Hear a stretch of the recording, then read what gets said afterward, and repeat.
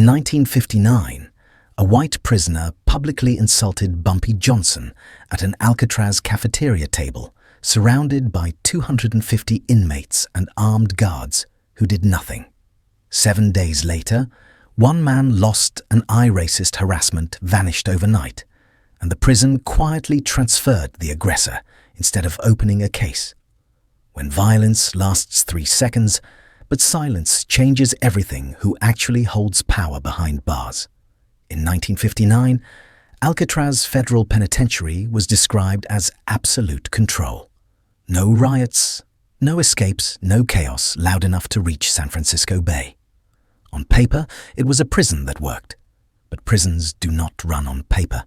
They run on what is tolerated.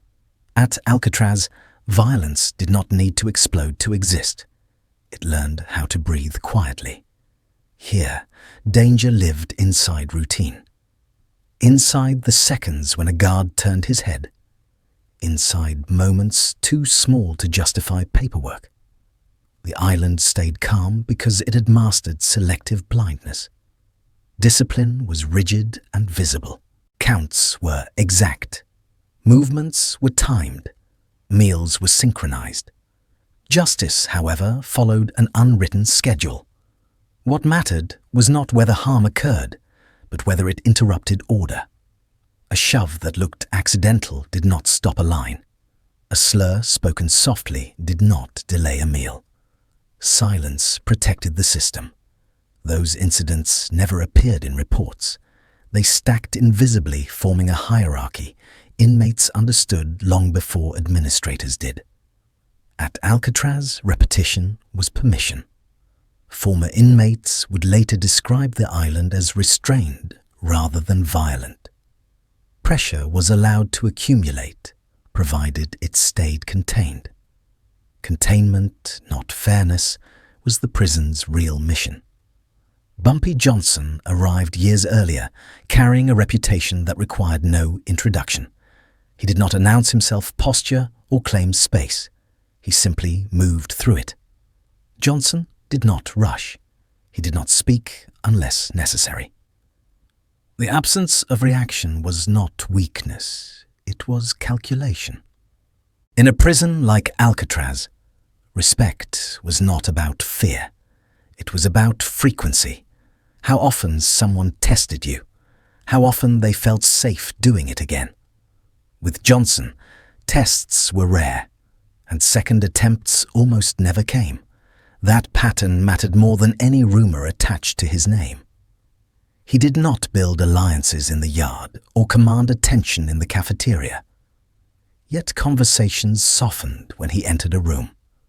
Movement adjusted without instruction. Even guards noticed the shift, though none could explain it in reports. No rule required deference. No policy demanded distance. It simply happened. Alcatraz valued predictability above all else. Johnson was predictable in the most unsettling way. He never acted without reason. And when he did, matters ended. That made him difficult for a system designed to delay consequences. The prison was not built to confront racism. It was built to manage it quietly. Harassment that stayed subtle was tolerated. It did not slow schedules or trigger alarms. As long as tension stayed quiet, it remained invisible. That invisibility became protection for those who knew how to exploit it. And some inmates did. From an investigative perspective, Alcatraz followed a familiar pattern. The institutions most praised for order often hide the longest-running abuses. Calm becomes evidence of success. Years later, former inmates would use similar words to describe the atmosphere. Not explosive, but sharp. Not openly violent, but permanently edged. Johnson understood this environment better than most. Reacting too early only strengthened the shield protecting the aggressor. Timing was the only leverage available to someone who intended to stop a problem permanently. By October 1959, tension had been building without incident. No complaints were filed, no investigations were opened. The moments were too small to matter individually. That was the danger. Small moments do not disappear. They accumulate. On an island designed to bury trouble beneath routine silence was not peace. It was pressure waiting for a single mistake. And soon, someone would make it. Much of what defined daily life on Alcatraz never reached official paperwork. Minor tensions, repeated slights, and the psychology of endurance were absorbed into routine remembered later only through consistent recollections from men who lived inside the system rather than managed it. Eric Paulson did not survive Alcatraz by being reckless. He survived by understanding where the rules ended and where indifference began. On an island built to reward predictability, he learned how to make fear useful. Paulson was violent, openly racist, and unapologetic, but he was never careless. He did not swing when guards were close or raise his voice when paperwork would follow. He practiced restraint not out of conscience, but calculation. His method was humiliation calibrated to stay beneath consequence. Food taken slowly from a tray, a shoulder driven hard enough to bruise, but not to drop someone. A word whispered just low enough to be denied. None of it stopped schedules, and none of it demanded reports. In the showers, Paulson crowded space until contact looked accidental. In the yard, he blocked paths just long enough to assert control without forcing intervention. In the cafeteria, he chose moments that were public, but calm, daring anyone to object without breaking order. Guards noticed him, but they also understood him. Paulson frightened inmates into compliance without creating mess. Lines stayed straight, counts stayed on time, and the island stayed quiet. For an institution that valued order above all else that mattered. Removing Paulson would have required admitting he had been allowed to operate. Tolerating him required nothing. Several former inmates later described the same pattern. Paulson made life harder for individuals while making management easier for the system.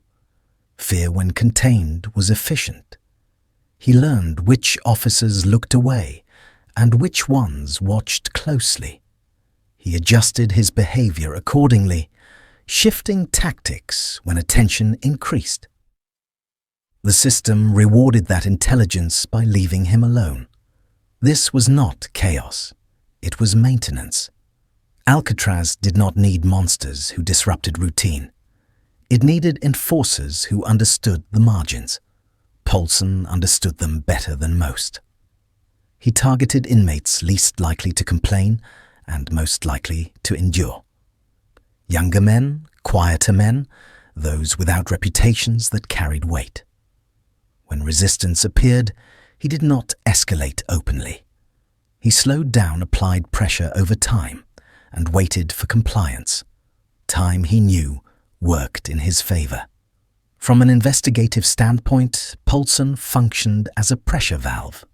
Aggression that might have erupted elsewhere was absorbed and redirected. That made him inconvenient to remove. The administration never endorsed his behavior, but it benefited from the results. Calm was preserved, and accountability was deferred. Silence became policy without being written. By the late 1950s, Paulson's reputation was fixed, not as a berserker, but as a certainty. If he chose you, help would not arrive quickly. That certainty caused more damage than open violence. It normalized submission and taught inmates where the boundaries truly were.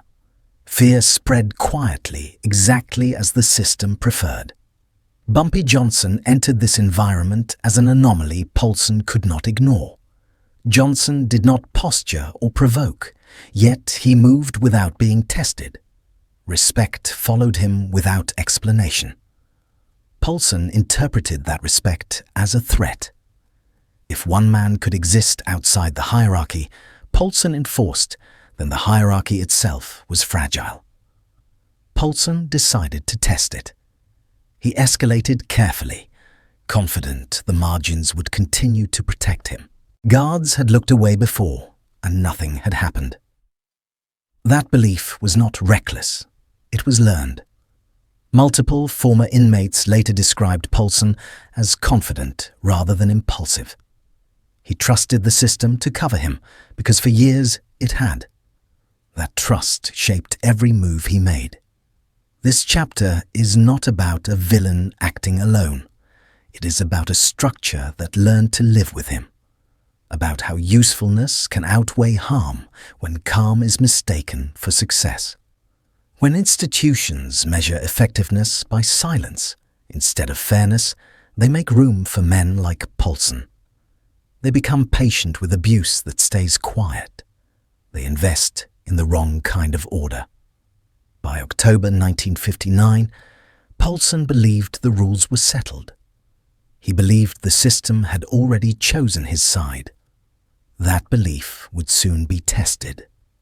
No internal memo ever described Poulsen as tolerated, yet former inmates independently recalled the same pattern behavior, noticed, understood, and quietly left unchallenged. What the administration never acknowledged on record, the population learned through experience. The incident did not begin with shouting or violence. It began with lunch, with trays sliding along metal rails, with inmates taking assigned seats under the quiet supervision of guards who had seen everything and reacted to very little. The Alcatraz cafeteria was designed to prevent conflict. Long tables, fixed benches, clear sightlines. Meals moved on a schedule that did not allow hesitation. If something went wrong here, it went wrong in full view. That was why the gesture mattered. Eric Poulsen walked past Ellsworth Bumpy Johnson's table without stopping. He did not slow down, did not look at the guards, did not say a word. He reached down, took the small slice of apple pie from Johnson's tray, and kept walking. It took less than a second. Long enough to be seen, short enough to be denied. Poulsen sat at his own table and ate the pie slowly, deliberately, his eyes fixed in Johnson's direction. This was not hunger, it was a signal. In prison culture, food is personal. It is counted, rationed, anticipated. Taking it without permission is not theft. It is hierarchy. It says more than words ever could. What Poulsen was saying was simple. I can take what is yours in public, and nothing will happen. Every inmate in the room understood that message immediately. Conversations stopped, bodies stiffened. A few men at Johnson's table shifted in their seats, ready to stand. Johnson did not move. He looked at the empty space on his tray, then at Poulsen eating, and returned to his meal. No comment. No reaction, no eye contact. For several seconds the room waited. To some inmates the silence looked like weakness. Poulsen had crossed a line that demanded response, and Johnson had let it stand. Whispers began almost immediately. Others saw something else. They saw patience. In Alcatraz, reactions were currency. Spend them too early, and you had nothing left when it mattered. Johnson had survived long enough to know that. The guards saw the incident clearly. A man taking food was not a fight. It did not disrupt order. No rule required intervention. The line moved, the clock kept time, and the moment passed. On paper, nothing happened. But in the social economy of the prison, something had shifted. Poulsen had fired a warning shot without noise. Johnson had absorbed it without response. The room split over what that meant. At Poulsen's table, confidence grew. He had tested the boundary and found it flexible. The system had not reacted. The target had not reacted. The margin held. At Johnson's table, tension deepened. Some believed he had miscalculated. Others believed he was counting. From a reporting standpoint, this was the first measurable escalation. Not because of the act itself, but because of where it happened and who witnessed it. The cafeteria was not a private space. It was Alcatraz's most controlled environment. Paulson had chosen it deliberately. This was not an insult meant to provoke a fight. It was an insult meant to measure response time. If Johnson reacted here, he would be punished. If he did not, Paulson would escalate elsewhere. Johnson understood that equation. Silence in prison is ambiguous by design. It can mean submission, or it can mean restraint. Paulson believed it meant the former. That belief would guide his next moves. Around the room, inmates recalculated their assumptions. Some who had avoided Paulson took note. Others who respected Johnson waited to see if the silence would break. The guards moved on. Lunch ended. Trays were collected. The island returned to routine. But the test had been administered.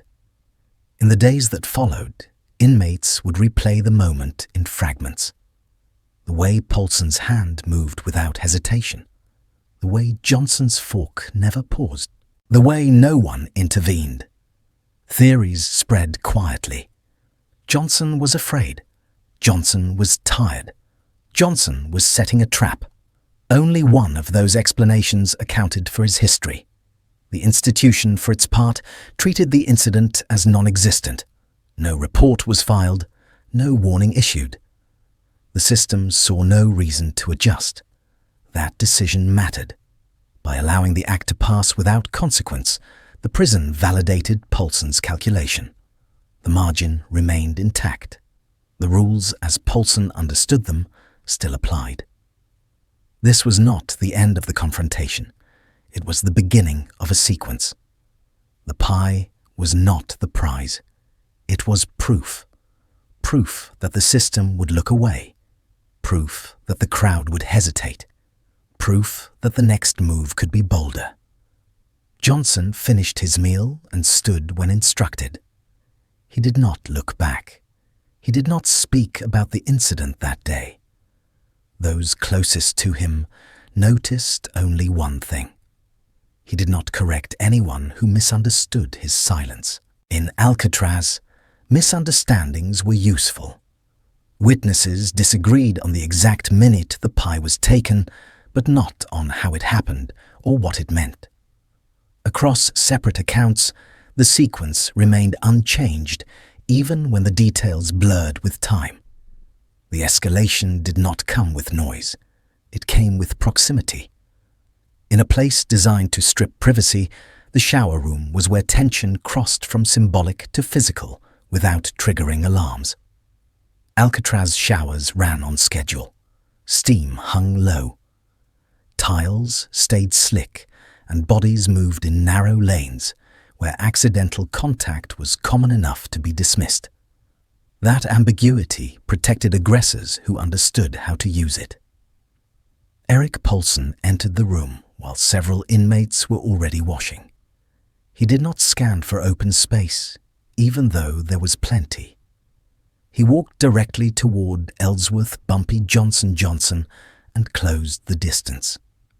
Witnesses would later agree on what happened next, even if they disagreed on the exact words. Paulson stepped into Johnson's lane and shoved him hard enough to force a slip on the wet floor. It was quick, forceful, and deniable. The shove alone crossed a line. The words that followed made it unmistakable. Paulson declared the space his, framing the room as territory rather than necessity. In prison culture, claiming space in the shower is a challenge. It says more than ownership, it says exclusion. It invites response. Johnson did not respond immediately. He steadied himself against the wall and stood there for several seconds. That pause would be remembered more clearly than the shove itself. Steam rolled past his shoulders. Water ran down the tiles. Men nearby stopped moving without being told. Those seconds mattered. In them, everyone present recalculated.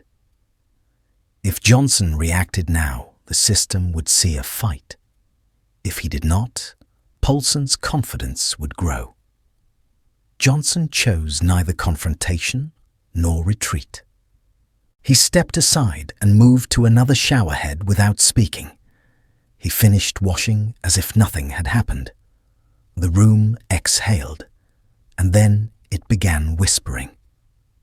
To some, the moment confirmed what the cafeteria had suggested. Johnson had been tested again and had yielded. Poulsen's grin made that interpretation spread quickly. To others, the stillness felt deliberate. Johnson had not hurried. He had not avoided eye contact. He had simply waited, then moved. In a prison where reactions were immediate, delay carried meaning. It unsettled people who knew how Johnson had survived before. The guards were close enough to see everything. A shove in the shower could be logged as horseplay. Words spoken without recording equipment could be denied. No whistles blew. Once again, the system did nothing. From an investigative perspective, this was the turning point. The conflict had moved from humiliation to physical contact, and still the institution declined to intervene. The margin widened. Poulsen left the showers confident. He had touched Johnson-marked territory and faced no consequence. The pattern held. Johnson left quietly. He did not seek witnesses or complain to staff. He did not confront Poulsen later that day. That absence of reaction deepened the divide among inmates. Some saw fear. Others saw patience stretching dangerously thin. In the hours that followed, the story traveled faster than reports ever could. Men who had not been present heard the same details repeated. The shove, the slur, the pause. That pause became the focus. In prison, hesitation is rare. It reads as uncertainty or restraint. With Johnson, it was never clear which applied. From the outside, the incident might appear minor. No injuries were reported. No discipline followed. But inside, Alcatraz lines had been crossed that could not be uncrossed quietly. Poulsen's actions had become public and physical. He had staked a claim in a space where everyone was vulnerable. That demanded resolution. The administration, however, remained silent. The showers continued on schedule. The logs remained clean. This silence carried weight. It told Poulsen his reading of the system was correct. It told others that escalation would not be checked until it became inconvenient. Johnson's understood that message as well. The pause in the shower was not indecision. It was measurement. By choosing to step aside, he denied Poulsen the reaction he wanted, while allowing Poulsen to believe he had won. That belief would shape what came next. In the days after, inmates began asking the same question in low voices. Not whether Johnson would respond, but when. The system had tolerated a shove. It had tolerated a claim of space. It had tolerated words that could not be recorded. It would not tolerate what was coming next. And Johnson knew it. There was no recording device in the shower room, no written transcript of what was said. Yet men who stood in different corners of the steam-filled space later described the confrontation in strikingly similar terms, especially the pause that followed. The yard was where hierarchy stopped pretending to be accidental. Unlike the cafeteria or the showers movement, here was constant exposed and impossible to misread. Everyone could see who walked straight and who adjusted course, and over time those adjustments hardened into rules no one ever wrote down. Inmates followed familiar paths, not because they were ordered to, but because deviation created friction. Certain men claimed lanes without announcing it. Others learned to step aside. The yard taught its lessons quietly and daily. Eric Paulson understood that system well. He didn't need violence here. The yard rewarded positioning, not force. All he had to do was decide whose movement mattered more. When Ellsworth Bumpy Johnson approached along the perimeter path with two other inmates, Paulson stepped into the lane and stopped. He didn't raise his voice or rush the moment. He simply occupied the space and waited. Those nearby slowed almost instinctively. Conversations thinned. Eyes followed the pause. In a place where nothing stopped without reason, this stop meant something. Paulson let the silence stretch just long enough to make the choice public. The message was simple and visible. I walk straight. You don't. Johnson stopped. Witnesses later remembered that pause differently. Some said it felt longer than it was. Others barely noticed it, but all recalled that it was deliberate. Johnson looked at Paulson, then stepped off the path and walked around him. Paulson laughed loud and theatrical, turning the moment into a performance meant for everyone else. The laughter mattered more than the obstruction. It transformed a private challenge into a public ruling. In prison culture, forcing someone to yield in front of others rewrites expectations. It tells the yard how to move tomorrow. Paulson understood that, and he treated the moment as a victory. Johnson's decisions sent the yard into quiet recalculation. To some, it confirmed a pattern that had been forming all week. 3 tests, 3 non-reactions. The conclusion seemed obvious. Others hesitated. Johnson had not hurried or lowered his eyes. He had not acknowledged the laughter behind him. He had simply denied Paulson the confrontation he wanted. That distinction was easy to miss in the moment. Bullies do not require submission so much as recognition, and Paulson had received it from the crowd. The yard provided something the showers and cafeteria could not, witnesses without walls. Paulson used them expertly. By stepping aside, Johnson allowed Paulson to believe the rule had been established. White men walked straight, others adjusted. The hierarchy was now visible, reinforced without fists. That belief was Paulson's strategic error. Dominance that depends on public acknowledgement must be renewed. Once a bully commits to visibility, silence becomes a threat. Paulson would need to escalate again to maintain the authority he thought he had secured. Around the yard, reactions spread unevenly. Some inmates subtly altered their routes, already absorbing the lesson. Others watched Johnson closely, waiting for something they could not yet define. Guards observed from a distance. There was no fight, no violation, no clear reason to intervene. From their vantage point, order held. That order came at a cost no log recorded. The yard rule now existed without enforcement. Anyone who challenged it would be challenging more than a man. They would be challenging a consensus formed in plain sight. Johnson continued walking as if nothing had happened. He did not turn back. He did not correct Paulson's interpretation of the moment. He allowed the misunderstanding to settle. From the outside, it looked like concession. From within, the logic Johnson had survived by it was positioning. Paulson had declared himself publicly. He had tied his authority to an audience and invested in a narrative of control. Each step forward would now require confirmation. Johnson understood that arithmetic. The more Poulsen believed the rule was accepted, the harder it would be for him to retreat without loss. The yard returned to motion. Guards resumed their watch. Inmates resumed their circuits. The rule stood. But it stood on an assumption that Johnson's silence meant acceptance, and assumptions on Alcatraz were dangerous things to build on. Until that point, the conflict had been framed as personal.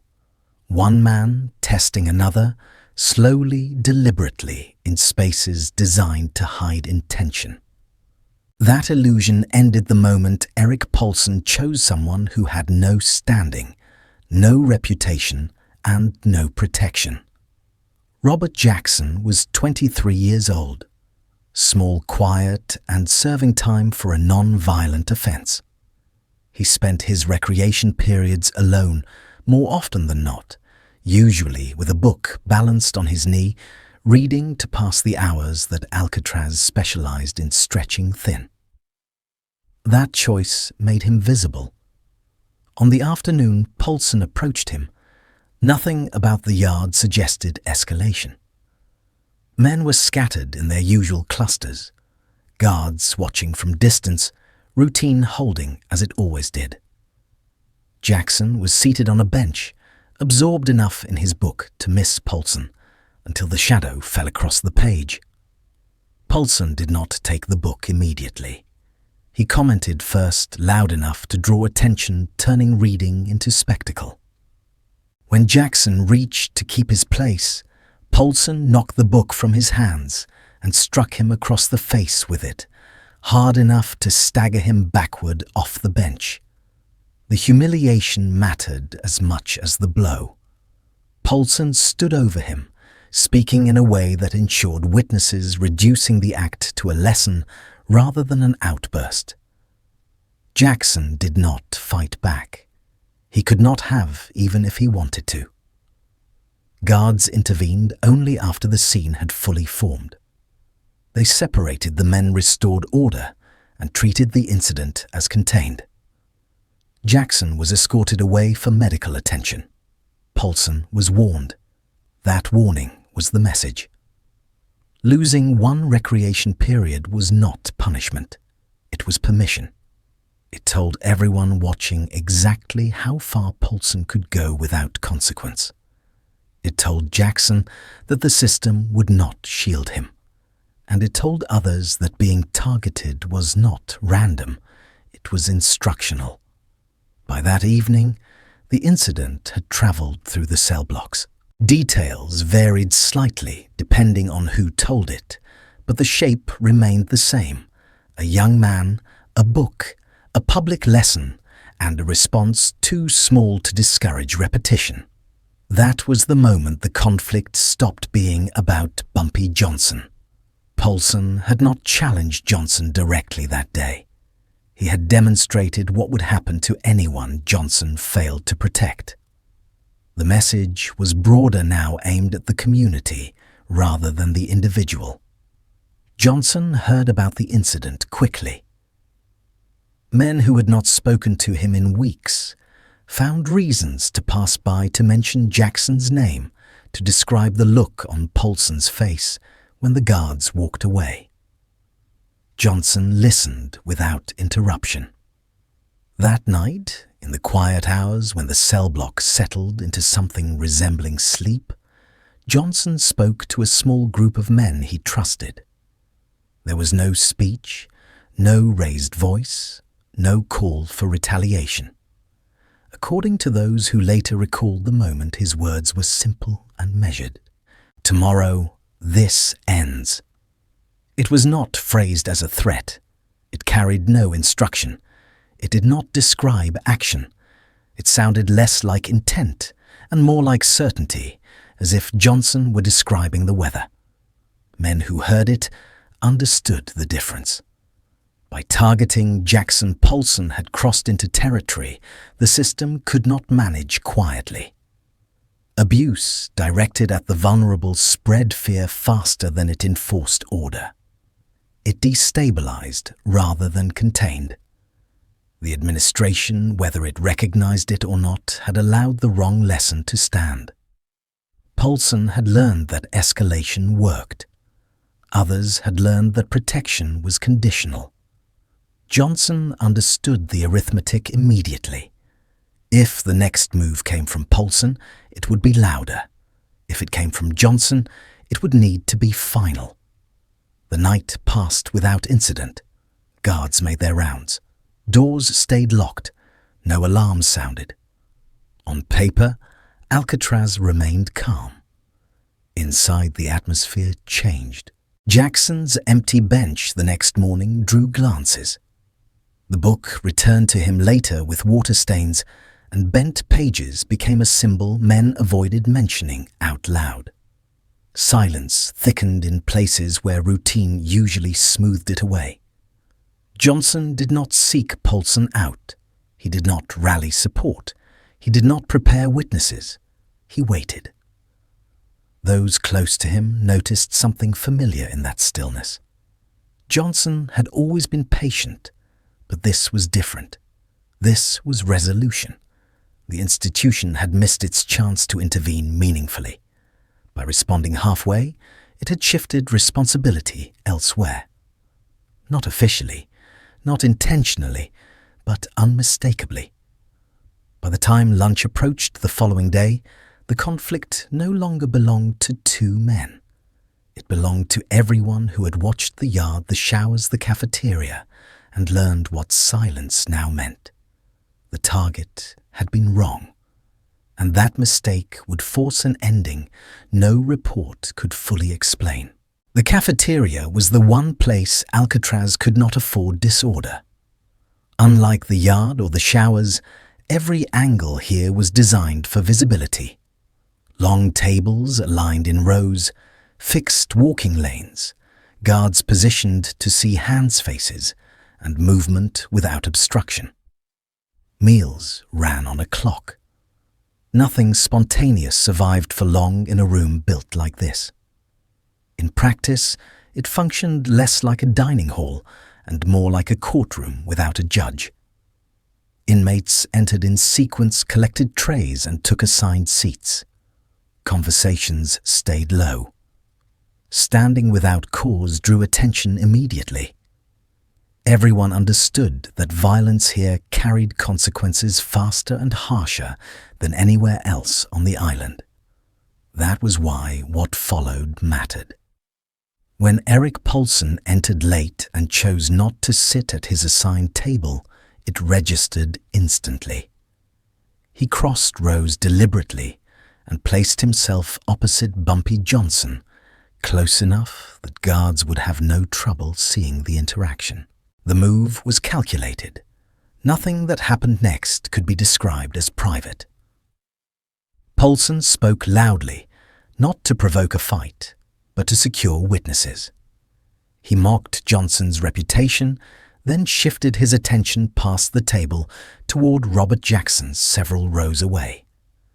Jackson's presence was incidental but necessary. Without him, the threat would lack leverage. The words carried across the room. Jackson froze eyes on his tray. Men near him shifted in their seats, unsure whether standing would escalate or implicate them. Guards looked on, alert but unmoving. The line between speech and action had not yet been crossed. Johnson kept eating. The choice was unmistakable. By not responding, Johnson forced Poulsen to continue if he wanted control of the moment. Silence here was not retreat. It was pressure. Poulsen leaned into it. He repeated the threat this time, more explicit, tying Jackson's safety to Johnson's compliance. The tactic relied on humiliation rather than force, on turning protection into a public obligation Johnson could not meet without reacting. Still, Johnson did not look up. In the cafeteria's rigid geometry that mattered. Guards watched hands, not words. Johnson's posture stayed neutral. Poulsen's did not. Each sentence Poulsen added narrowed his options. What Poulsen failed to account for was the room itself. In a space designed to observe escalation, creates its own record. Tone proximity posture, these details linger in memory even when nothing is written down. By threatening Jackson openly, Poulsen crossed from provocation into demonstration. He was no longer testing Johnson alone. He was daring the system to ignore him again. Johnson's continued silence sharpened the contrast. One man eating, one man performing. In that imbalance, responsibility shifted. Men at nearby tables later recalled the moment differently. Some focused on Poulsen's voice, others on the stillness around Johnson, but all agreed on the same turning point Poulsen had spoken once too often. Whatever followed would be understood as response, not initiation. Johnson set his utensil down carefully. That movement, small and precise, drew more attention than shouting would have. In a room trained to notice deviation, it marked the end of tolerance. Poulsen stood partially, as if to reassert control. He had mistaken restraint for hesitation and silence for weakness. The cafeteria had already judged that error. Johnson rose. What happened next unfolded within seconds, but the conditions had been prepared for days. Poulsen had placed himself where guards could see everything. He had threatened another inmate in plain view. He had forced the confrontation into the one room where intent mattered more than outcome. The cafeteria did not erupt immediately. There was a fraction of a moment later described as a pause where the room seemed to hold its breath. Then movement broke. Guards reacted almost instantly, not because they anticipated violence, but because the room demanded it. Their sight lines were clear. Their authority was visible. Whatever occurred would be documented by memory, if not by paper. Johnson acted once, then again. When guards reached the table, Johnson had already stepped back. The weapon was gone from his hand before orders were shouted. Poulsen was on the floor. The room emptied in controlled chaos. Inmates dropped to the ground or backed away. Whistles cut through the noise. The choreography of containment took over. What mattered for the institution was not the injury, but the sequence. Poulsen had initiated verbally, publicly, repeatedly. Johnson had waited until there was no ambiguity left. Later investigations would focus on minutes and angles, on who stood where and how long it took guards to intervene. The layout of the room made those questions answerable enough to settle the matter quietly. No one could credibly argue that Johnson had started it. The cafeteria returned to order within minutes. Trays were abandoned. Floors were cleaned. Lunch ended early. But the verdict had already been delivered not by guards or reports, but by the room itself. In a place built to prevent chaos, Poulsen had chosen the one stage where control could not be reclaimed once lost. And Johnson had let the system watch him do exactly what it had refused to do on its own. Bumpy Johnson stood up without haste. There was no sudden movement, no signal to the room beyond the simple fact that he was no longer seated. In the cafeteria, that alone was enough to break concentration. Heads lifted, guards adjusted their stance, time narrowed. What followed did not unfold the way violence usually does. There was no build-up, no shouted warning, no scramble for advantage. It began and ended before most people fully understood it had started.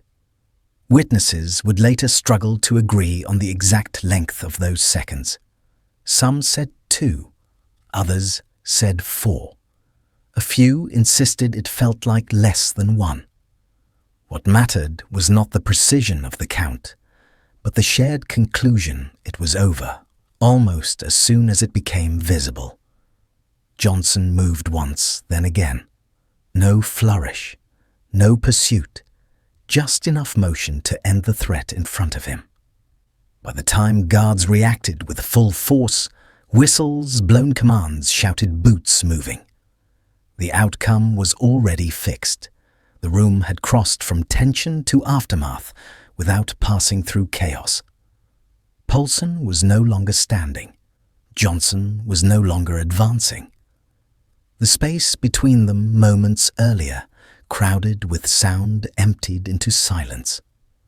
That silence carried farther than any scream could have. It spread table to table faster than fear. Men who had ducked instinctively froze where they were. Those who had not yet moved found themselves unable to. Violence usually invites response. This did not. There was no rush toward Poulsen from his allies, no surge of retaliation from either side of the room. The cafeteria did not fracture into camps or vendettas. It simply stopped. Guards reached Johnson and forced him to the floor. He did not resist. The absence of struggle mattered. It reinforced the impression that whatever had just happened was finished. Johnson was cuffed and pulled away. The weapon was gone from his hand before orders were fully formed. No one questioned how long it had been there or where it had come from. Those questions would be asked later quietly in rooms without windows. On the floor, Poulsen made noise. That sound did not travel far. It was absorbed quickly, not by indifference, but by attention fixed elsewhere on what had not happened next. No one rushed in. No one joined. No one escalated. The cafeteria remained under control. In places like Alcatraz, violence often triggers a chain reaction. A strike demands a response. A response demands reprisal. Administrators fear that pattern more than the injury itself. This time, it did not come. Men later described the moment after Johnson was removed as unnervingly calm. Trays sat untouched. Conversations did not resume.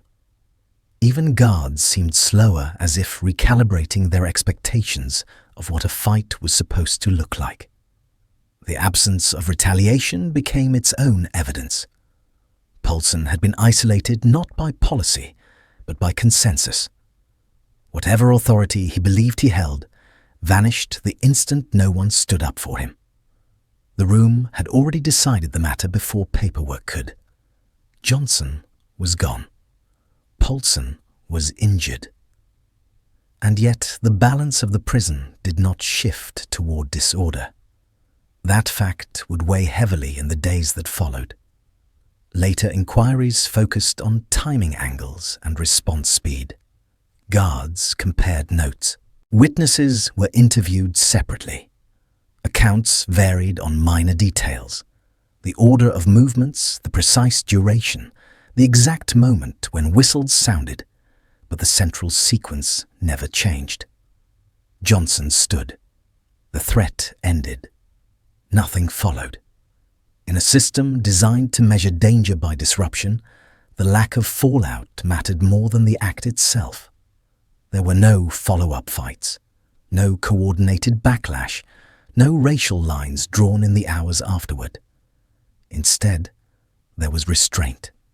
Men returned to their cells. The afternoon schedule resumed. Count was taken. The institution remained intact. That outcome contradicted expectation. Administrators had long justified tolerance of Poulsen's behavior as a way to prevent larger problems. He frightened people into compliance. He absorbed hostility that might otherwise spread. And yet, when he fell, nothing collapsed. The prison did not riot. The yard did not split. The cell blocks did not erupt. The most dangerous moment Alcatraz feared never arrived. Johnson's action lasted seconds. Its effect was immediate and contained. That containment was not accidental. It was the result of timing, location, and restraint, exercised at the precise point where further patience would have failed. By the end of the day, the island felt different. Not louder, not calmer, just altered. Violence had occurred, undeniable and severe, but it had not multiplied. It had concluded. In a place built on the assumption that force breeds force, 3 seconds proved otherwise. And that realization, more than the injury, more than the blood, more than the reports that would follow, was what unsettled Alcatraz the most. The response was immediate, controlled, and deliberately incomplete. Bumpy Johnson was taken from the cafeteria to segregation before the floor had fully dried. The process followed procedure closely enough to look routine isolation, questioning temporary removal from general population. Nothing about it suggested a case meant to be argued in public. An investigation was opened quietly. Guards submitted reports. Inmates were interviewed separately. Timelines were compared not to reconstruct every motion, but to confirm sequence. Who spoke first? Who stood where? How long it took for intervention to arrive? What the inquiry produced was not a prosecution, but a containment. Johnson remained in solitary long enough to satisfy policy. 30 days. Long enough to mark consequence, short enough to avoid escalation. No additional years were added to his sentence. The decision was never explained beyond internal language about weapons and conduct. The file stopped there. Eric Paulson did not return to the cell block. After weeks in the prison hospital, he was transferred out of Alcatraz without announcement. No notice posted. No reason offered. One day, his name was removed from count, and the space he occupied closed over as if it had never been claimed. No statement followed. No acknowledgement that a problem had been removed rather than solved. What mattered most was what did not happen next. There was no riot, no coordinated retaliation, no line drawn between groups. The yard did not split into territories. The cafeteria did not become a flashpoint. Alcatraz remained operational, orderly, intact. Administrators had long assumed that Paulson's presence, however volatile, prevented worse outcomes. He frightened people into submission. He absorbed hostility. Removing him, they believed, would invite instability. The opposite occurred. Racial slurs disappeared almost immediately. Men adjusted their movement without instruction, not in fear, but in recognition. The atmosphere did not soften, but it steadied. The low-grade tension that had filled common spaces thinned. Guards noticed the change without formally noting it. Counts were easier, interventions fewer. The absence of noise became noticeable. Johnson returned to general population weeks later. There was no ceremony, no reaction. No one tested him. No one needed to. His presence alone redefined the limits of acceptable behavior. He did not claim authority. He did not issue warnings. He resumed routine as if nothing had occurred. That restraint reinforced the outcome more effectively than any threat could have. Paulson's removal was never framed as corrective action. Officially, it was administrative. Practically, it was an admission made without words. The institution had failed to contain a problem it tolerated too long. When resolution came from outside its control, it chose not to challenge the result. Years later, former inmates would describe the aftermath in similar terms, even when they disagreed on details. They remembered the quiet. They remembered how fast order returned. They remembered that no one tried to avenge Paulson because there was nothing left to defend. Johnson's file did not move forward.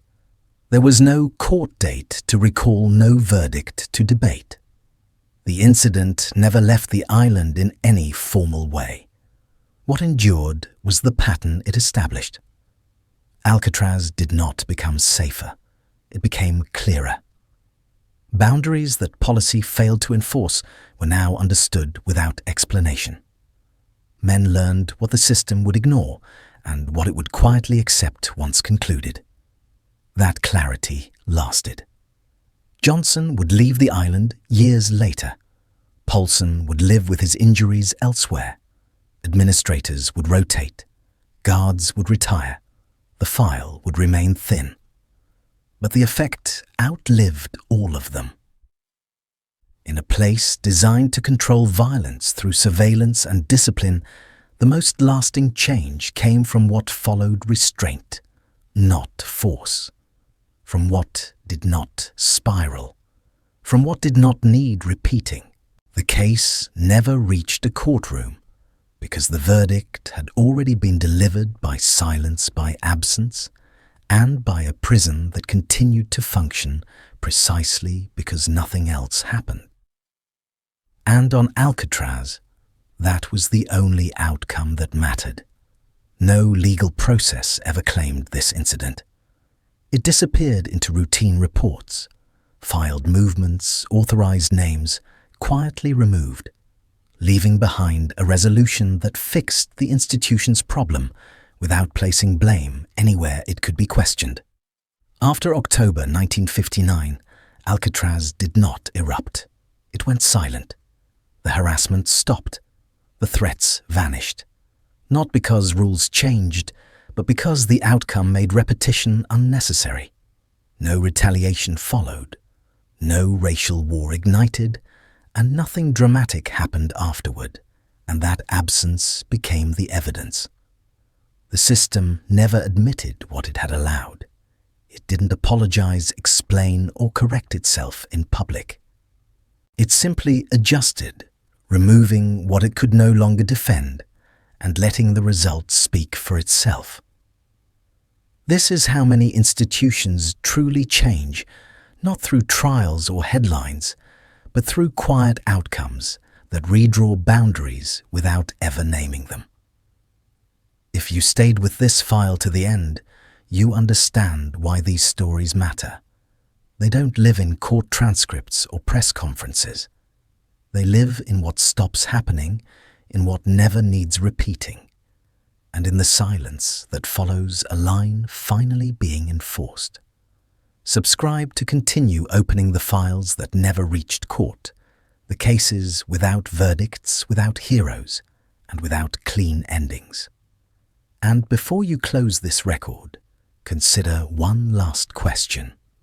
When abuse ends without justice ever being written down, did the system fail, or did power resolve it in the only language it actually understands?